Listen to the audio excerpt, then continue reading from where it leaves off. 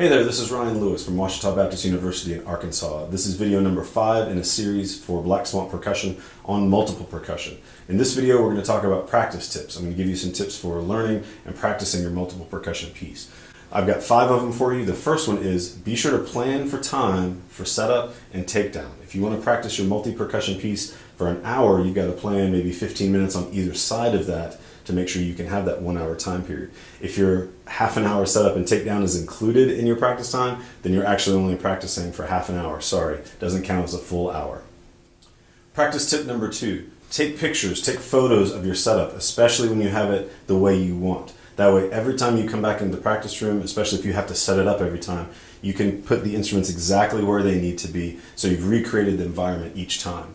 In fact, don't just take regular pictures of the whole setup. I would even encourage you to take detailed pictures as well. As an example, on this setup, if I really want these bongos or toms Mickey Mouse eared and centered on this drum, I'm going to take a close-up picture of those. If I need to make sure that the cowbell is centered on this left wing nut of the double tom stand, I'm going to take a close-up picture of that.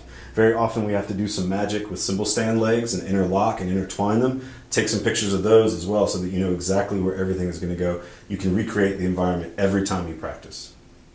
Practice tip number 3. After you warm up every day, preferably on this instrument because it's a brand new instrument, I encourage you to do some free improvisation, just 3 to 5 minutes of moving around the instrument, being creative, coming up with rhythms and ideas. I know some friends who, in doing this, actually came up with seed ideas that they use to create new compositions. It also, in addition to being a creative outlet for you every day, it also helps you get to know this sort of new hybrid fusion instrument that maybe you haven't played before. It also helps you make sure that everything is where it needs to be. Maybe as you're improvising you realize, oh, that bongo needs to be a little bit this way, or that tambourine needs to be a little bit back or a little bit higher. So a lot of great benefits to doing some free improvisation every day.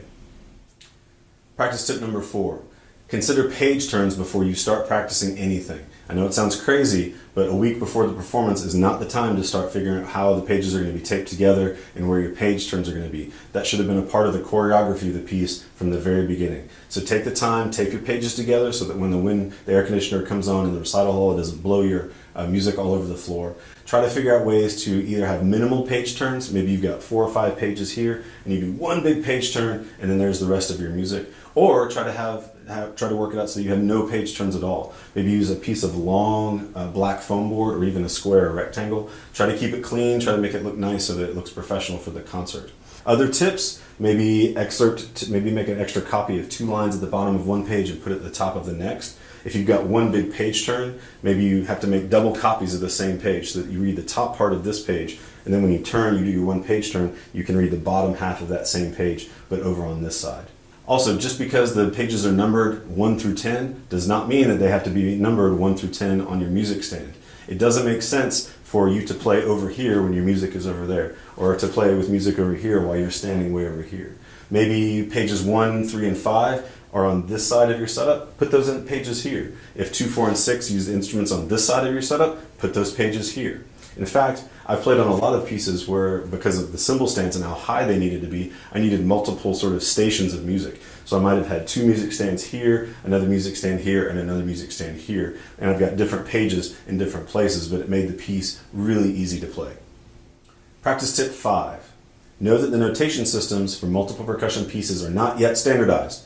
So what that means is that every composer can notate these pieces however they choose. That also means for you that you're going to have to spend some time getting to know that notation system. Maybe they've chosen to use a 5-line traditional staff. Maybe they've chosen to use a line score where every instrument has its own line. Maybe a combination of those, which can be clear but very confusing at the same time because you have beams going across the page and only a few measures of music per page. Some composers use pictograms, symbols for different instruments, so you have to get to know what those mean. Some composers are using what's called timbre staff, where they set up the instruments in piano keyboard fashion. So the bass drum may be notated as middle C, the tambourine as C sharp, this tom as D, and so forth. That is going to take some time to get to know. So be sure to plan some time for that. Also, if the notation is confusing, use colored pencils, highlighters, markers, whatever it takes to clarify that notation for you. If you need to, re-notate maybe a few lines of music, maybe a whole page, or maybe even the entire piece to make sure that it's really clear so that you can use your practice time really efficiently. Now that we've given you an introduction into the world of multiple percussion, we've talked about how to position instruments properly, how to choose the right instruments and colors and sounds, how to choose the right sticks and mallets, even given you some practice tips. Hopefully you feel like you've got the tools you need to hit the practice room and to ultimately give a great multiple percussion performance. Be sure to check out the 6th video in this series, which is a full performance of Jim Campbell's Torque, the piece that we've been using throughout this video series. Thanks so much for watching.